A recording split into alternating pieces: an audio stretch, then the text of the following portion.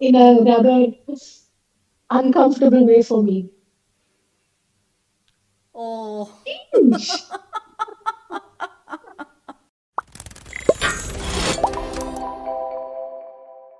hello, beautiful people, and welcome back to Parenthood. If this is your first time here, Parenthood is a space for real stories, for the unpolished, layered, honest versions of parenthood. The exhaustion and the wonder, the doubt and the pride, the grief and the love that somehow stretches us into entirely new versions of ourselves. We bring parents from different walks of life together, not because there is one right way to raise a child, but because there are a thousand ways to love one. Today's episode is personal, nuanced, grounded, and I'm grateful we get to hold this conversation with gentleness. My guest today is Gayatri Vathsan, a life coach, a thoughtful human being, and a parent who has walked a journey shaped not just by love but by advocacy, self discovery, resilience, and learning. She has been married to her husband Srinivasan for 20 years, a gentle, thoughtful, shy, literature loving software engineer, a hands on father, and I've been told a brilliant cook. Together, they're raising their son Krishna, a child whose presence has invited them into curiosity, compassion, and a deeper understanding of neurodiversity. Parenting Krishna through the lens of autism has been, in her words, a roller coaster. Some moments have been deeply challenging, some transformative, and many unexpectedly beautiful. I'm really grateful she agreed to share not just the practical parts of her journey, but the emotional ones, the identity shifts, the internal rewiring, the growth, and the parts that people don't often see. Gayatri, welcome. I'm so happy you're here. Thank you so much, Neha. I'm so glad to be here. Thank you. Let's start from you. If you had to introduce yourself using just three words or phrases, not roles, not labels, but the essence of who you are, what would those be? Mother, fiction fiend, travel enthusiast. Wow, wow. And if your life were a book, what would its title be and what chapter are you living right now?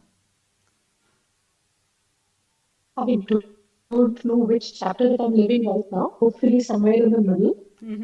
But what would the title be? Adventures in Life?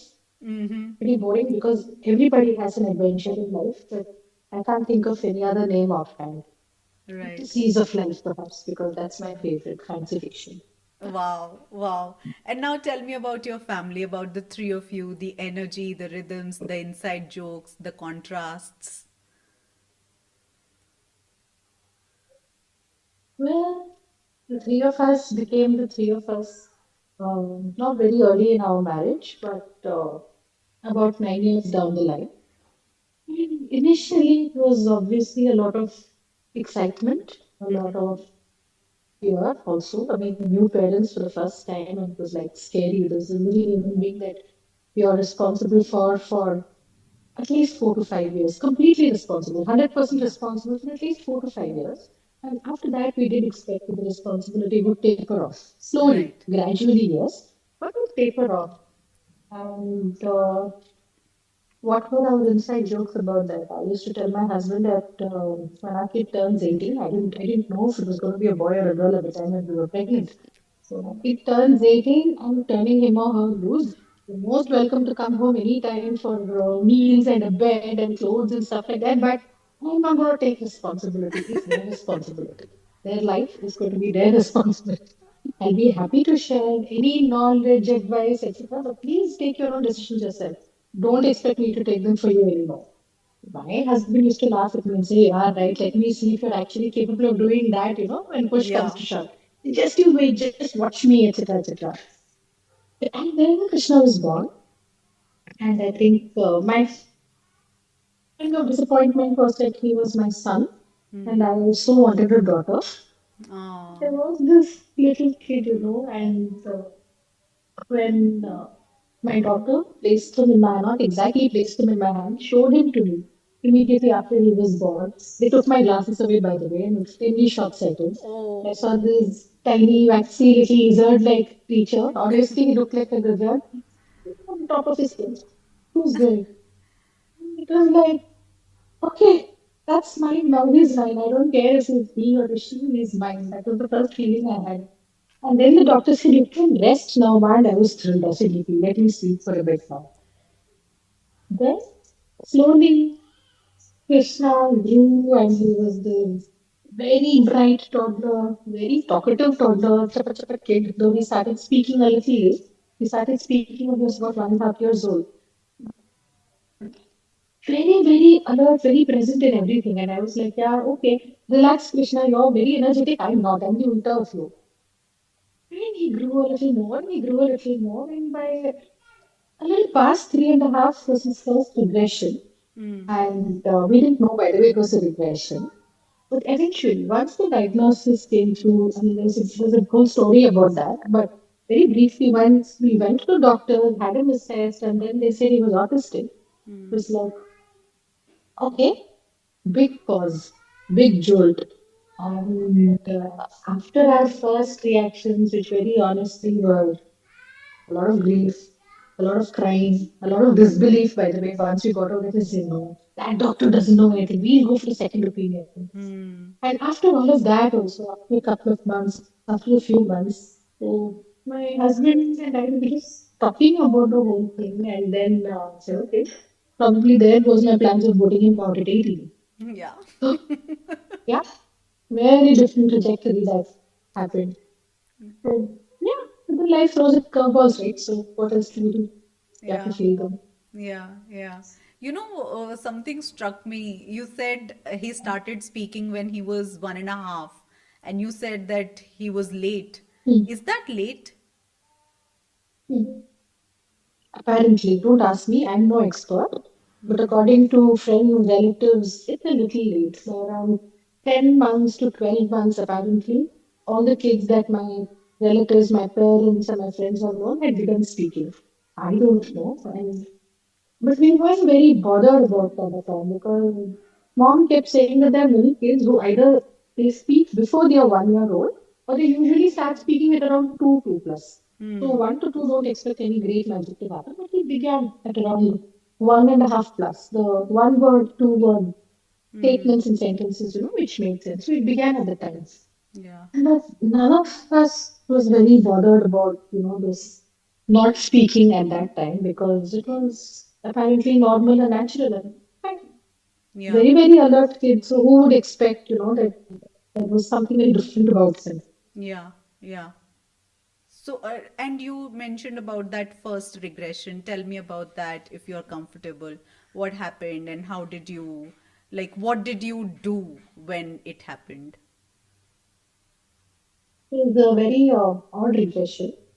This was in summer, sometime around April, May. And those are the hottest months in Bangalore. So that's where we are located, outskirts of suburbs in Bangalore. And Krishna hadn't started play school. Rather, I hadn't started play school for Krishna because we didn't want to stuff him into the rigors of pre-academics already. Yeah. Wanted him to, just be free, be happy. And it's like both my husband and I just started with kindergarten and we turned out pretty decent. I mean, like, we're all educated and all, and we can speak and all, and we hold jobs and all. So that was the mindset that we had. He was scared. He was playing at home. We'd drawn all the curtains, and he was just in his shorts and underwear. And then he suddenly pulled off his shorts and began to pee in the hall. And he was giggling all the while. Then he, not just in one spot or two spots, it was like literally he was marking out his territory. A nice, beautiful circle he marked in the hall. And then my mom and I were saying, what? Krishna, use the washroom. Because he was completely toilet trained by that time. Yeah. And even when he was playing with my mom in the puja room or if we were outside in the garden or something like that, if he needed to pee, he'd just drop everything, go rushing inside, go to the washroom, pee properly, and call me for help to clean himself up and pull off his clothes. So that he needed help with. And then this kid is peeing everywhere. And I was like, what? And then my mom said, it's just playing. Maybe because it's so hot or whatever it is, he's bored, you stuck him inside the house. He can't go out. And Then what did I do? Nothing. I just mopped up the mess and took him to the washroom, cleaned him up. And then we started taking him very regularly again to Yeah. the washroom. Like, you need to pee, use the washroom. You want to poop. Poop, he never had accidents like this. But it began with pee. So, and he seemed okay. Within a week or something, he had almost come back to pre-regression Krishna, but not quite. Because before this pee incident, he was like 100% except for the nights. Yeah. Night when he was sleeping, he used to wet the bed, but he was what, 3.5. Yeah. I had to put him in diapers at the time because he always had disturbed sleep. So if the bed was wet and he woke up, he wouldn't go back to sleep. Right. Probably 3.5. I have enough time for the nighttime toilet training, so let's leave him be. Let's give him peaceful sleep at night. So that week was pretty okay, and he seems to have gotten back fully, except about 15 days later, he did not want to go to the washroom at all to pee. So Mm. then what I did was I put a bucket outside, just outside one of the washrooms, and said, "You don't want to go inside, you're free to pee here." And he Mm. was fine with that. For some reason, he didn't want to use the washroom for peeing because he used to go for pooping. He would Mm. poop in the washroom, have his bath in the washroom, or rather have his bath in the garden, sorry.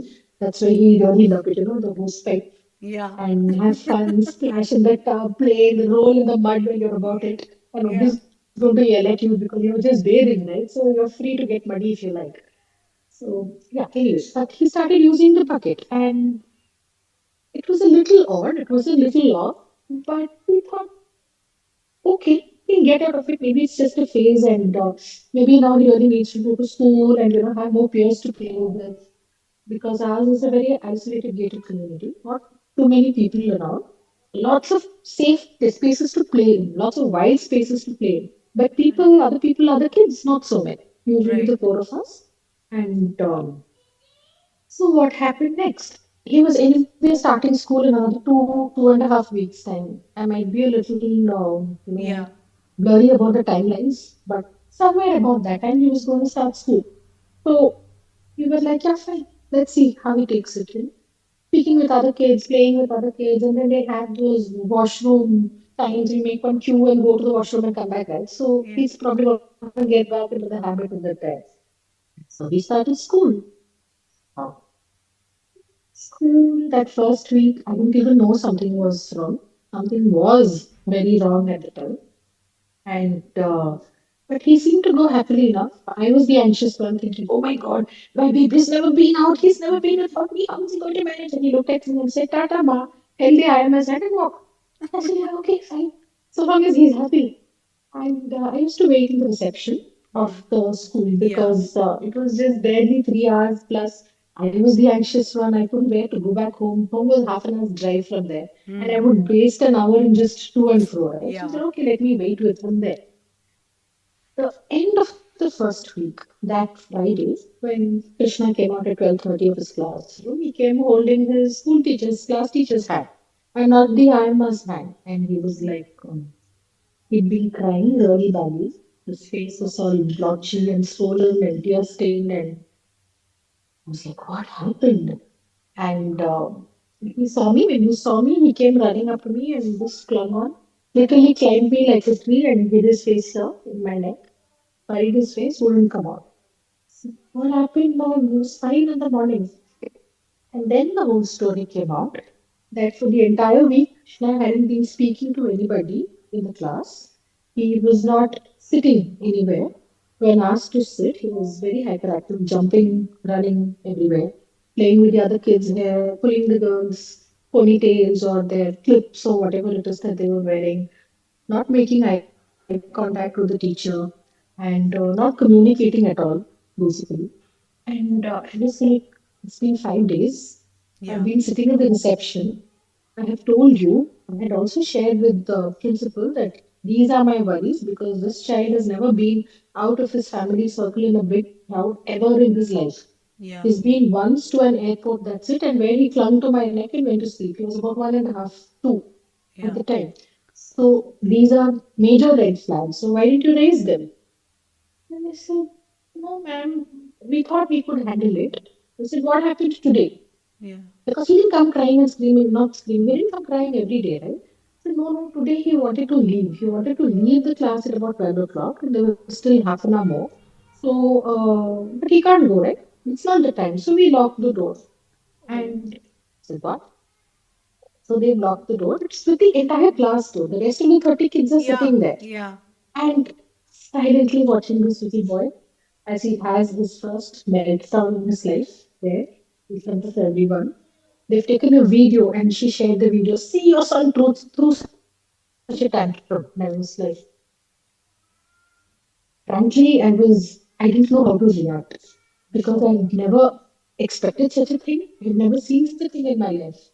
They had a projector, and the projector screen was hung on the wall. And it looked like a frame, it looked like a window. And he's pounding on that projector, he's trying to scratch and open it, assuming that it might be another door because he ran to the door, but the bolt is on top. yeah, Can't reach it. There are no other windows because the windows had bars. There was a single other window. This looked like a door and he's banging on it, scratching it, trying to open it. These people are filming him and laughing. And he's crying his guts out. He's put his head like this and he looks and sobs. One moment that was captured of the camera was like, how when I think about it, I want to throttle that lady. But at the time, I was just shell shocked. I didn't know how to react. I didn't know what to say. Except that I was sitting right here. You could have called me. yeah, I was sitting right here. You were aware of that. And if this has been such an escalation that you have never seen before, I have also never seen before, but it doesn't learn the Krishna at home. The Krishna at home is vibrant, alert, active, meets my eyes beautifully, and communicates with me, most important. He talks to me, he responds, he answers perfectly, smoothly. I never even suspected something was wrong. No, ma'am, this is what he did today. See, he threw the toys. They tried to shake some toys in his face and he took it and threw it. Some building blocks or whatever it was. Anyway, so that was the first day of a 6 month long period of very severe separation anxiety for him. But we knew that obviously that something is wrong, that this is not normal behavior. Focus was first on Krishna, yeah. to help with the school, forgive my language, to help with the school at the point. So then he fell sick after that for about a week or so. He had fever, etc., etc. And his father or I had to carry him 24/7. Refused to take off his clothes, refused to even change his diapers. He completely reverted back to diapers, completely lost toilet training of every species because initially he had bladder issues, bladder control issues. He did not have any problem with, indicating when he needed to poo and to Yeah. go and poo properly is important. He lost everything. And but anyway, we thought that let's wait, let the fever go, and then we will go to the Yeah. doctors. I took an appointment at Benhans for him, and after I think about we needed to wait for almost 15 days for that. So we waited, and after the after the fever had settled and everything, we got that whatever the appointments, and so we went in advance. It was 5 days almost of assessments for various kinds. So we went every day with Krishna. And at the end of that, they said that yeah, he's autistic, he's on the spectrum, and but he can attend normal school. All he needs is a shadow teacher, and he would probably need some speech therapy, and that's it. So we went back to the school with this diagnosis. They'd given the written thingy Yeah. with that letter, and then they said that I'm so sorry, we can't handle this. We don't have provisions for a shadow teacher, etc. And that's when I began, hunting out what the rules actually say because this was a CBSE board school, and they needed to have provisions for a shadow teacher in every school, so long as we as parents were absolutely ready to split the costs for whatever it is, if that was their concern, to have one staff completely for just one child. No go, it didn't work. And after that, I offered to be his shadow. I said, okay, let me be his shadow. I will sit in class with him. And that first day when I took him, he was like clinging to me because this is still within, this is around a month after that Yeah. first episode. Yeah. So, but he was completely clinging to me, not ready to get off my lap. And then they said, ma'am, you'll be disrupting the class, please sit outside. And do what? Hmm. Gave him a coloring book. He can color. And then my husband said, this is nonsense. I mean, to sit outside of class and help him with the coloring book when he's sitting on your lap, you sit at home at least. Yeah. And let him color or do whatever it is on your lap at home, right? At Yeah. least it's a comfortable environment. So then we We withdrew him from the school and had a bit of, budget with that, but then eventually it worked out because we wanted a full refund. And then started searching for therapy centers for speech, for occupational therapy, which was something that the second opinion that we went for, that doctor suggested that you also take him in for occupational therapy because his fine motor skills were also regressing. He stopped holding crayons or pencils at the time and he was not very happy with drawing, scribbling. Saw that coloring book, he'd get irritated. And I was saying, I get him. If I was in this place, I saw that coloring book, I'd throw it in my face. That's it. Yeah. So but anyway, so we began that, and that's where the therapy routine, etc., began. That's where our adventures in the therapy world began Yeah. from that And point. how was that phase for you? You know? Very horrible, extremely horrible because of everything, all that I shared, and then finally we processed what had actually happened in school with him. It took almost a month or two, and that, my God, that video is the worst horror story that I've seen in my life. It was anyway. I don't have any polite words to describe that, so I will not describe it. And apart from that, Krishna was really in a bad shape. Like I shared for 6 months, his father or I had to carry him continuously. He had a bath only once in 3 days, and that was when one of us stood with him in the shower and scream and try to take off his clothes and for us to change his diapers. And that set our thoughts off in a completely different direction because he stopped communicating very well at the time.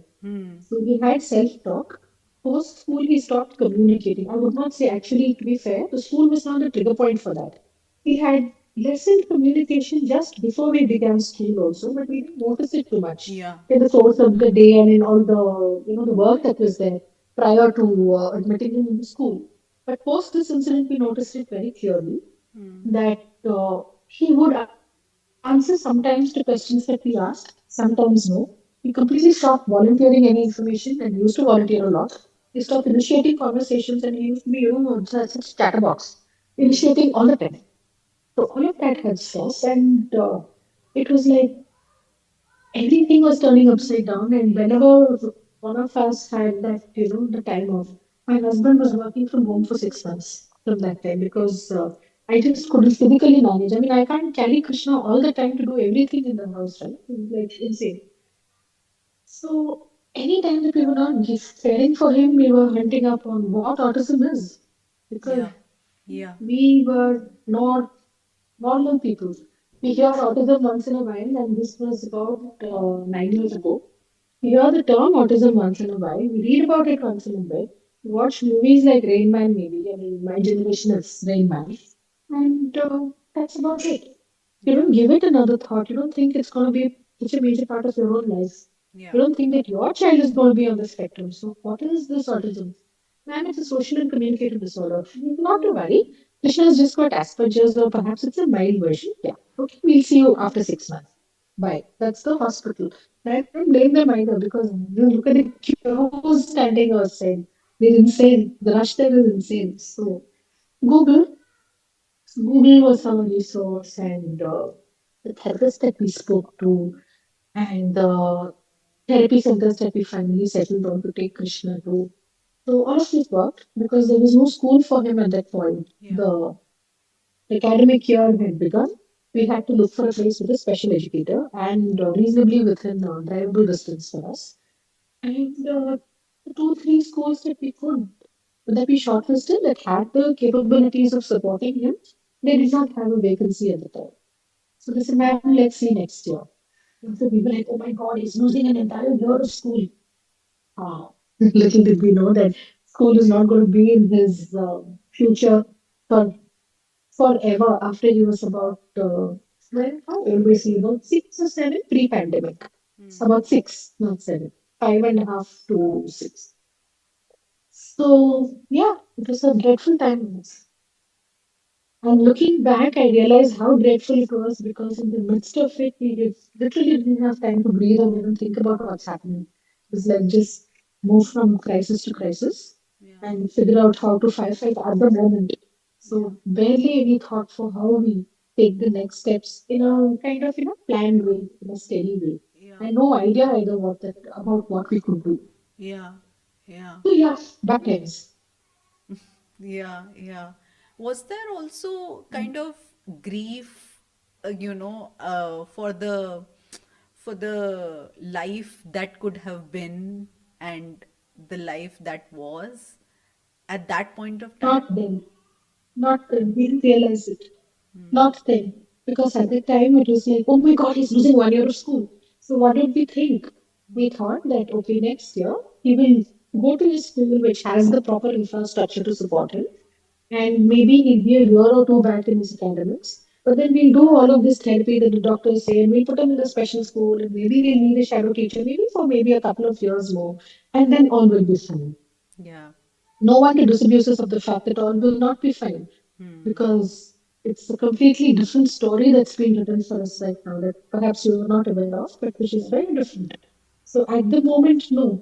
At the moment, there was a lot of fear and a lot was unknown because we really had no clue what was happening. But it was like kind of an assumption that everything will work out after 2, 3 years. Maybe he'll be a little delayed. So our biggest worry at the point is, oh my God, he's going to lose a year of school. Because we didn't know that he would not be able to fit in school, that he Yeah. would not be able to cope with that atmosphere, etc.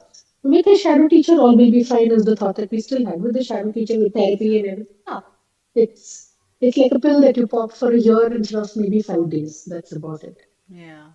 So no, there was no grief at that point. Just a lot of fear, anxiety, and that's it. The grief settled later. Yeah, yeah, yeah. And and let's talk about the good stuff. When you think about Krishna, not as a diagnosis, not as responsibilities, but as a fully formed person in himself, what are some of the things about him that absolutely delight you? His energy, his energy, his happiness. Oh, this kid is a very happy kid. By nature, he's very, very happy. And so long as there's no pain, so he has a gut condition, etc., which kind of gives him a lot of tummy ache, migraines, and so on. But when there is no pain, or when the pain episode is over, next second there's a smile on this child's face, and he's curious, eager, inquisitive, ready to get into the next mischief possible. I Yeah. mean, like, where is Amma's phone? Where is that pot of water that I can destroy? How can I open the doors and dash out outside, and evade these people, going after me? So he's he's an alert, joyous kid. So, Yeah. and he doesn't need things to make him happy, rather. He doesn't want things to make him happy. He wants to explore, he wants to explore life. And he Yeah. wants to explore his reality. Yeah. So it's an amazing thing for me. So I don't have to worry that he throw tantrums about that I want this toy or I want that object to eat. Oh, no, you give it to me. Yeah, I'll humor you and I'll examine stuff and say, okay, there, I'll play with it for 5 minutes. Now you can play with it. Thank you very much. And whatever I give him, he's ready to eat. Very explorative in that way. Yeah. So adventurous, happy kid, full of energy. That's Krishna. Lovely. And Lovely. he's a glorious little fellow. Yeah. Your LinkedIn posts are just such a joy to read. And, like, tell me, how does he communicate love? In a rather uncomfortable way for me. Oh, Cringe. So that is there. That's also his reaction when I'm trying to block him, but there is a difference. When he's full of excitement, he doesn't know how to control himself and he wants to hug me, he tends to pinch. And I give him, Krishna's going to get 1,000 kisses today. Very happy. Giddy, giddy, giddy, very happy. And he'll offer his arm royally. Yeah, give me my kisses. Then there are rare occasions he'll come to return those kisses and I block him. Please, no, because he doesn't know you don't use teeth. yeah. Like, so on my shoulder or on my hand or something. So excessive joy leads to excessive pain for me. So I said, Krishna, please, baby, it's okay. Okay, I'll give you all the hugs. You're feeling very happy. Use the trampoline, go run, go jump, do something like that. Or play, dash about, laugh, giggle, leave them alone. And yes, there are those calm moments of love also where, he'll come and say, okay, we are gracing you with your presence in a very royal way. This kid is a very regal kid. So he'll come, he'll make space on my lap, he'll climb on me and sit down and say, okay, come. Now you can pet me. Now you can, cuddle me or whatever it is. I am giving you permission. So like that. Wow. This morning, I was eating my oats after giving him breakfast, and then he wanted to explore what is Zamma's good stuff that she's hidden from me. Baby, this is not good stuff, you can't chew it, it's overnight oats. I want it, so he came, he sat on my lap and said, "No, give me." He was going to put his hand into my bowl, so I gave him a spoonful. Tasted okay, not bad. Drank the milk, spat out the oats, did whatever it is. And then if I put a spoonful into my mouth, he got very worried. Oh my God, this lady is eating up all my good stuff and not giving me anything. Then he would grab the cup. Yeah, okay, fine, you can take. So I fed him. And then he patted me like this. Like, job well done. Then he got a couple of spoonfuls, so two, three spoonfuls, and then he was done and he went away. So these are all his ways of showing that he loves us Yeah. very much. Yeah. But his father is to check his beard. Uh-huh. So, have you shaved? Haven't you shaved? What is the stubble that you're sporting today? That kind of thing. And he likes to play with him like that. Nice, nice. Gayatri, tell me, was there a moment when you realized you were no longer parenting from fear but from understanding and acceptance? There must have been, but today, if you ask me, I can't pinpoint that moment. Hmm. So, it's been, it would not have been a threshold step, it's been a transformation. It's been a Right. slow transformation over the years. And the fear, by the way, is not gone completely. Hmm. It is still there. And I think it's also partly a fear that every parent has for their child, not just an autism parent. And perhaps a little more in our case because there is always a question of what after us. Yeah. Though we are planning and we are taking the steps and we are operating from a space of, abundance and not scarcity and fear. But still that fear is there. I'd say that what we've done is we've been able to close it into a box and keep it there. Yeah. Very much aware of it, but not letting it dictate every move or every moment in our life. Yeah. Yeah. So it is there. But what Krishna wishes to do, he does. Hmm. And there's no way that I'm stopping him because, again, luckily for me, very luckily, he's a very self aware child in his own way. He knows his limits, he knows his body's limits, and I need to help him regulate himself a little bit. Yeah. That's about it. So I have that freedom right now to let him live as fully, as joyously as he wants to in this present. So that is a great Yeah. gift for me that Krishna Yeah. has given me because he's giving me, minimal kitch in my head to worry about. Saying that all of this that I can handle, I will handle. Don't bother about me. It's Yeah. almost as though he's saying that. He's not saying it. They are Yeah. my. How do I know they're not his words? I don't. Yeah. So I think that's the thing. Yeah. Yeah. And do you remember about the time when you first started trusting your own instincts more than external advice or opinions? Yes. After that terrible school episode, and after that video that they showed me, that point, it took maybe 2, 3 months for it to kind of filter into my rather thick skull at that point. But then after that, I think we decided as a family, my husband, me, my parents, that we are the ones who get to decide what's best for Krishna and nobody else. Yeah. So especially this is relevant because at the time we had just started therapy, right? And in many places they wouldn't allow the parent to stay with the child during the session. Oh, And like that was a very easy point for me to take a decision that we are not going to that space. That right. we are not going. I will stay with Krishna throughout the session, I won't be carrying him or calling him on my lap. I'll sit quietly in a corner, but I will be there. I have to observe, and he has to know that I am there. So if you're not okay with this, then that helped me because I think prior to the school experience, if by chance Krishna was diagnosed before that, and Yeah. then the therapy center said that no, ma'am, you must wait outside. We will handle the child inside. I might have gone along with that, Yeah. saying that they are Yeah. the professionals, they are the experts, they know better.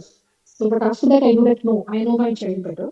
I know what he needs, and it shall happen the way that I decided it should happen. Yeah. So, yep. Yeah. And now I want to talk to you about your relationship with your husband. This has been, I think, a very challenging, time, as well as, I mean, of course, it is transformative. Of course, we can look at the good side, but it's also been challenging. Very much. Yeah. So how has this journey of parenting, Krishna, shaped your relationship with your husband, not just logistically, but also, like, emotionally, intellectually, spiritually, whatever we want to call it. I'm very lucky because I think this journey with Krishna has only, closened our bond. It's strengthened our bond, and we have grown so much closer as a couple, emotionally, mentally, spiritually, everything. So it's like we don't fight. We just don't fight. That's I think that's really amazing. The smallest thing is that maybe I'll be out and I'll be yelling, "Put Krishna's shoes on fire! Don't let him run barefoot on the road." That's the extent of the screaming and the fights that we have. Oh, why do you forget his medicines? I mean, I can't be expected to remember them all the time. Oh my God, I did forget his medicines because I yelled before it ended. I will forget. You're the one who's supposed to remember. I say, oh, okay. So, the, and honestly, this is rather comic. These are not Yeah. fights. So, Yeah. I think that for both of us, Krishna is such top priority that it Yeah. was instinctive for both of us to realize that we had to work absolutely together Yeah. and absolutely in tandem. It's no point if we're going to bring friction into our relationship for whatever reason. So perhaps if Krishna had been neurotypical, we'd have had a more of a normal relationship and more fights and more neurotypical. Yeah. But now Yeah. we are an autism family. Yeah. And we have grown together, and we have grown together, and we have grown together. If you get what I Yeah. mean, we've grown together Yeah. as individuals and Yes. grown together as a single unit. Yes. So I think it's been amazing, and I'm really blessed in that way. Hopefully, he thinks the same. If you talk to him, you can check with him. By the way, Gayatri said this. Do you feel the same? I'll make a note of that.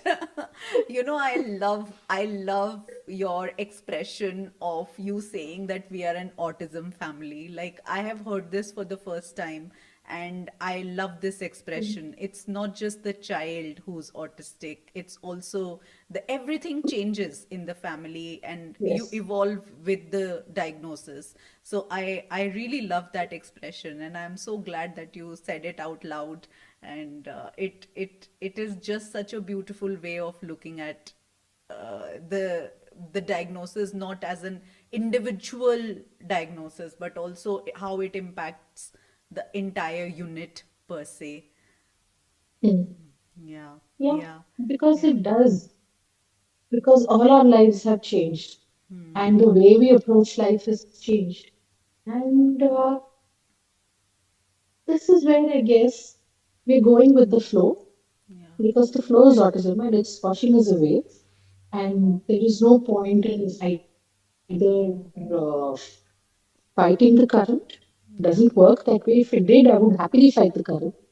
And it doesn't work if you're, all scattered, fighting each other and drifting around or thrashing around. It helps if we are all together and we are all moving in the same direction.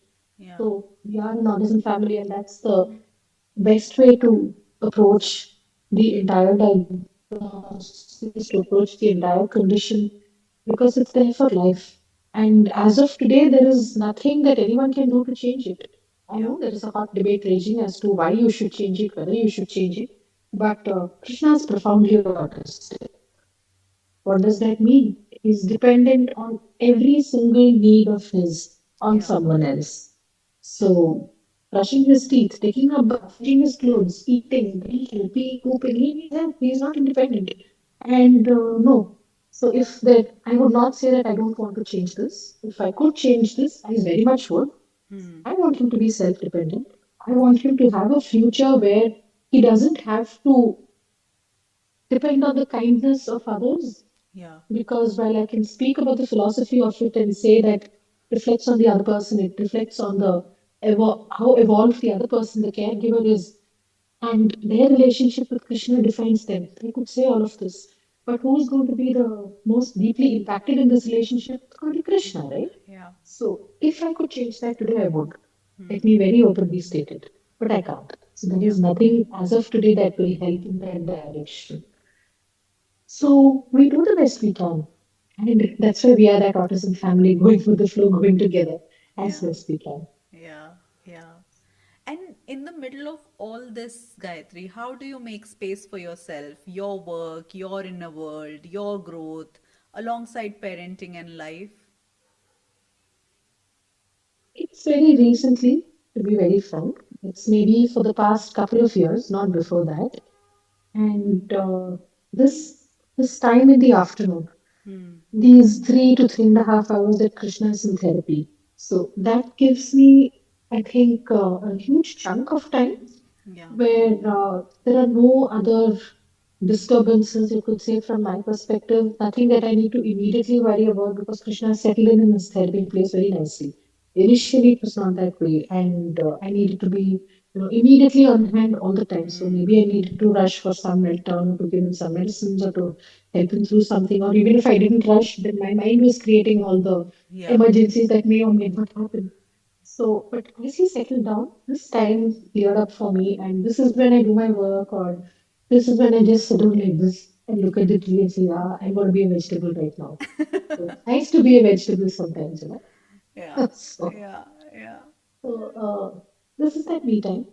Apart from late nights, on Hmm. those nights when Krishna sleeps. Hmm. Wow. So, yeah, they are chunks, they are small chunks, but they are all the more precious and all the more appreciated because they are small chunks Yeah. and not easily available. Yeah. So this is the time for me, for my work Yeah. and for Yeah. meditating.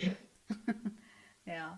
And tell me who's part of your village? What has, what I'm more interested in asking is actually what has helped the most in building a support system, and what has also kind of disappointed you the most about the systems that exist? What has helped me most in building the support systems is honestly my parents being with us, my mother.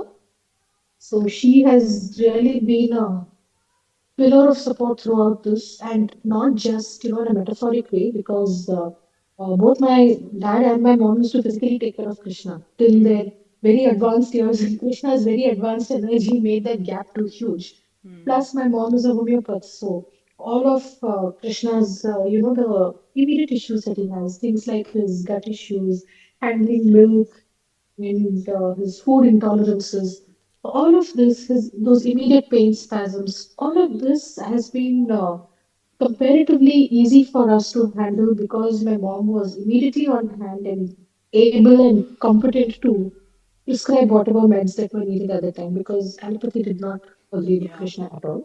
Yeah. And anyway, what can they do? The allopaths can only give you a lot of pain meds Hmm. or painkillers for gut spasms. This that it doesn't work all the time, and you can't keep repeating these things. Yeah. At least I'm not going to keep repeating these things.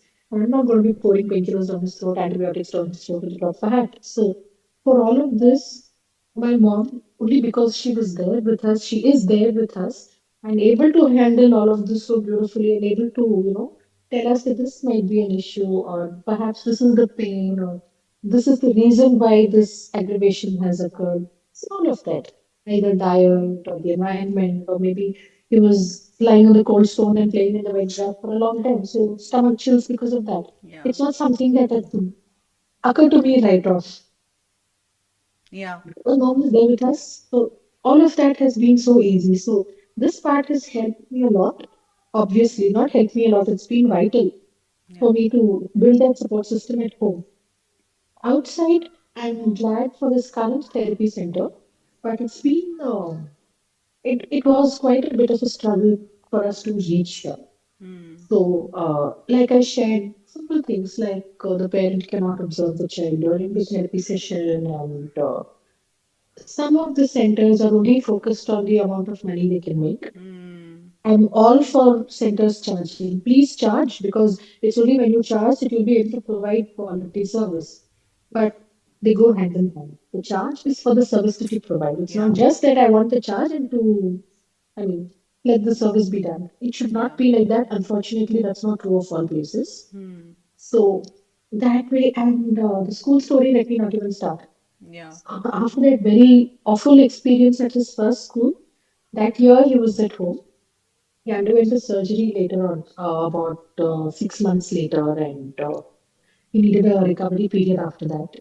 Lost speech because not because of that surgery, perhaps triggered by that surgery. Yeah.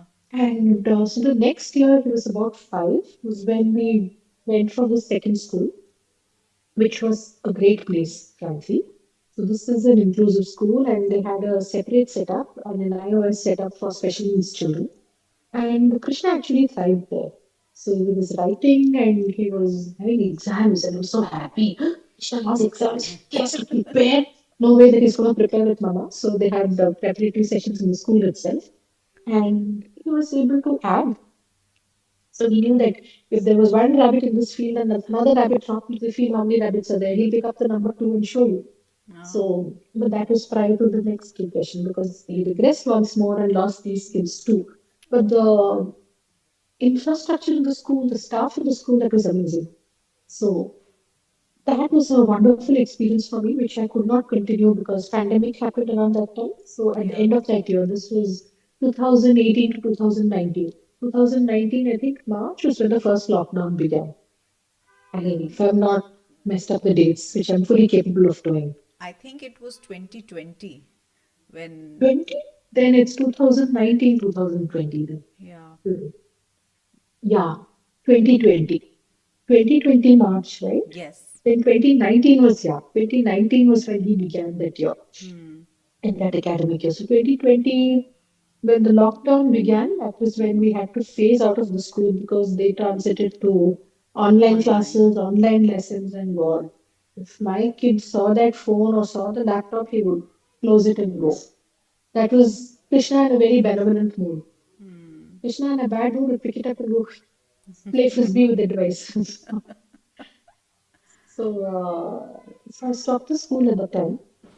And post the pandemic lockdown, he had regressed much more, lost many more skills, and school wouldn't have helped him at all. So he, at that time, he needed a one-on-one therapy setup kind of a therapy kind of setup for him to, Yeah. learn something more, learn a few skills to advance, and however much he could advance. So that's where he is even today. Yeah. And so, along this journey, this current therapy place is a place where I found a lot of support otherwise for him. Excuse me. Where it's helped me uh, take him through hospital experiences or basic stuff. You need a blood test, you need to get your hair cut, you need to get your Yeah. nails cut. Simple stuff, day to day living stuff, living activities that for that I found a lot of help in this current center. So that's been great till now. Yeah. But again, I'm lucky. Yeah. So managed to find this place. Yeah, yeah, that's. Tell me, you have been so vocal. At least the you that I know of whatever I know of Hmm. you. How do you advocate for Krishna in institutions like healthcare spaces, public environments, without losing yourself in the emotional labor of that advocacy? Very difficult. And I had practice in this end of 2024. So where Krishna was admitted for a constipation management procedure in a very well known, very good children's hospital, I would say. But I was frankly appalled at the lack of knowledge, literally, as to how to handle a child on the autistic spectrum who has sensory issues, who's profoundly autistic, who cannot communicate. So it was like everyone was very, very sweet. But just being very sweet doesn't help Yeah. because you need to be aware and you need to at least be able to listen to the parents when they tell you that you need to do A, B, C, D for my child to be comfortable.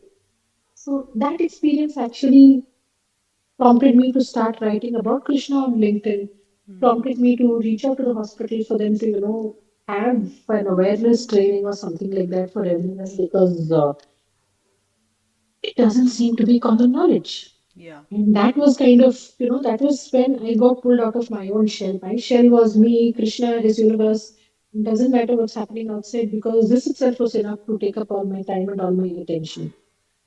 So at that moment in the hospital, advocating for Krishna was very difficult. Like you said, for me to pull myself out of the immediacy of the situation, out of the emotions of that situation was very difficult. It was the first time. Today I'm prepared. Today I know exactly what to ask for and how to explain his situation, how to explain what he needs, the accommodations that he needs, and how to pull out if it's not being met, and how to, ask for these accommodations to happen for him.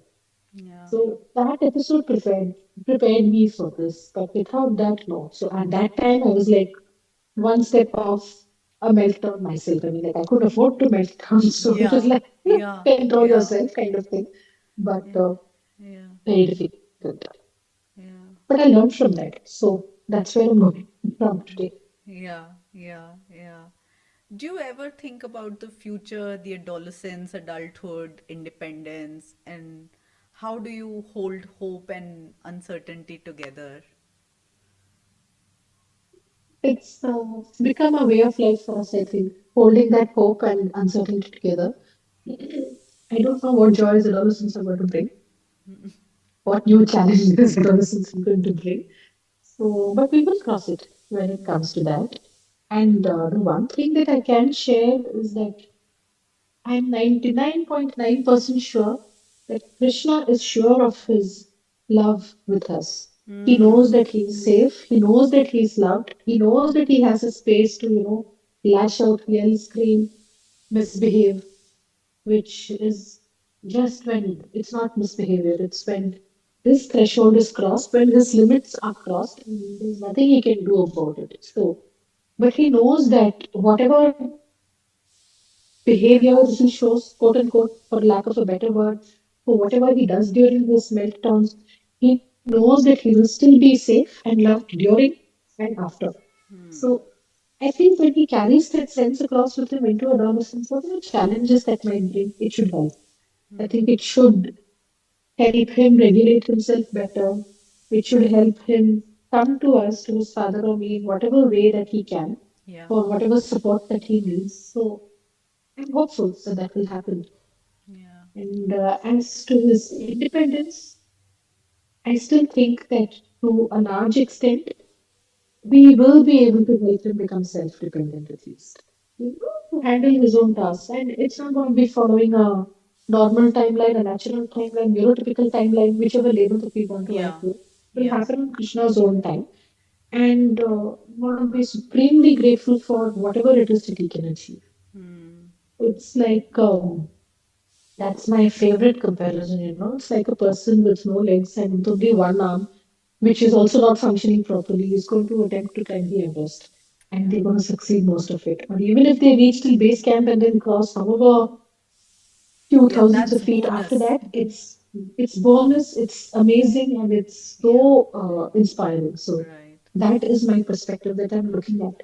Yeah. Yeah, my job is tough. His father's job is tough because we have to figure out how to meet the gap, but we'll do it. Yeah. Yeah. Yeah. That's where uncertainty and hope walk hand in hand Yeah. very beautifully. Yeah. And for parents navigating autism, especially those in early stages, what do you wish someone had told you? I wish I had more people to talk to who had just undergone that experience and I also wish there was someone who could have shown me the other side of the coin because I did speak to a few parents. And all those parents were those very lovely success stories, I would say, very inspiring success stories where the child has had a really tough time when they were 7, 8, 9, 10, but managed to grow out of it and managed to achieve a huge amount of success, I would say. I mean, if you're living independently and holding a job, that's a huge amount of success. Yeah. So, those are the wonderful, very lovely, inspiring stories. I wish there were also someone who had lived the other side of the coin, like me. That's what I'm living right now. Yeah. So not to frighten me at the time, Yeah. not to dishearten me at the time, but just maybe a kind of preparation that this is also possible, but it still doesn't mean it's the end of the world. So there is still so much that you can do. There is still so much of joy that you can experience. And there are so many challenges that you'll have to cross, but it's okay. You'll cross them, that kind of thing. To give you the reassurance of the strength that, look, that person out there has actually been there, done that, and Yeah. they're still happy, they're still sane, and they're still having a great life with their child. So I wish there was someone who could have showed me that. I didn't meet such a person at the time. And it's okay, because now my own life is set. Yeah. Yeah. Yeah. That's true. That's true. And tell me, what does a good day look like in your family? Today, today has been an extremely good day because Krishna slept well Oh, and he got up in the morning in a nice mood, in a nice temper, played in the sun, ate his breakfast with minimal fuss, enjoyed his baths, permitted me to brush his teeth, and very happily got ready and came for his therapy center. So that's wow. an extremely good day. And the extremely good day will continue if he manages to poop in the evening and then giggles through the night and sleeps by around 11:30. That's Wow. a decent time for him. Because he'll start winding down from 9 o'clock Yeah. after, going for rounds in my community or trying to catch all the creepy crawlies running around in my lawn after 8 o'clock. So things will get into you because he'll lie down on the grass and he'll be examining all the blades of grass at night. Wow. During the day, I'll let him because it's only going to be ads. At night, I don't know what is going to be lurking around in the grass to get into his ear or his clothes or whatever it is. So that will be like major jagda. Krishna, get up. And he's going to say, get lost, mom. Then comes the bribes that come, we'll run outside or come, I'll take you for a round in the car and he will consider it. Shall we not? Because all of this is good. All of this fighting is good. All of this roaming around in the night is good. So long as the pain doesn't set in, it's a good day. Yeah. So my husband and I will take shifts, literally. Yeah. So one person handles Krishna and the other one, does their own work. I mean, rest Yeah. a little if you can, which is very optimistic of me, but at least get some food inside, things like coffee. Yeah. And my parents need care. Yeah. So they're really getting on in us. So they need some care at the time. So you can switch roles and do that. Yeah. Yeah. Yeah. And Krishna's Gayatri, others. yeah, yeah. Tell me, please. No, I was just going to share that Krishna's other set of grandparents are no more. Otherwise, I'd have had two more people to add to Krishna's fan club, like handle him realistically. Yeah. Yeah. Yeah. I always like to ask my guests this question. If you could sit across from the version of yourself before parenting, young, maybe unaware of what lay ahead, what would you tell her? Hmm, I would tell her, beware what you wish for, because then you'll actually get it. And then the younger me will look at me and say, what are you talking about? I mean, makes sense. Because I have moods and it's like, don't go for it. Don't be a fool and, get yourself in for so much of work because physically it is a lot of work. I Yeah. feel. Just be your happy, bindas self that you are right now. And then there'll be the other version of me which will say that happy, bindas self will not stay the happy, bindas self, right? That self will also have a growth, will also have an evolution, and might think that where are my kids? Why didn't I go the parenting route?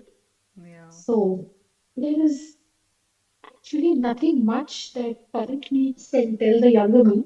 Apart from saying that, go for it, do whatever it is that you want to, and make your decisions right once you take them. Yeah. That's the only way to learn life. Yeah, yeah, beautiful, beautiful.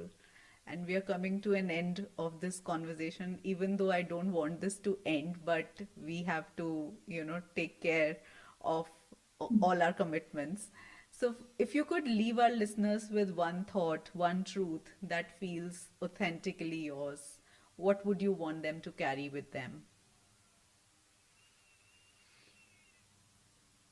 So stay in the present, plan for the future while staying in the present, learn from the past, but leave the past be. Because I've gone through a phase where I've had a lot of regrets, and I wondered whether I have taken the right choice, I have made the right decision at every point, second guessing myself at every point. So it doesn't help. That kind of looking back, that kind of regret really doesn't help. All you need to do is to learn from whichever situation you have crossed. Yeah, Because there's nothing you can do about it. It's the past. There's nothing I can do about what happened to Krishna that first week in his first school. But I can learn from it and move on, not dwell on it and make myself miserable. I need to plan for this future. That fear for this future is very much there. But I can't let that fear overwhelm me so that, I'm petrified today. And I'm not able to take the joy or take the lessons or whatever it is that today has to offer. yeah, So plan for the future, but then, don't let it engulf your present. Your present is what you have, stay in it. yeah. However horrible, wonderful, miserable it might be, let it flow through. Yeah, yeah. I have to say there's something profoundly grounding about the way you speak. It's just so nice to hear you talk, Gayatri. Thank you. Thank you for being here and choosing to share your story with us. Thank you, Neha. Thank you so much for having me here and letting me share all that I want to share. So it's been wonderful talking to you. Same here, pleasure. And to everyone listening, if this conversation resonated, please share it with someone who needs to hear it. Subscribe, send us a message, pass the link forward. These stories are meant to be heard, held, and passed along. This is Parenthood. I am Neha, and I'll see you next week. Bye bye.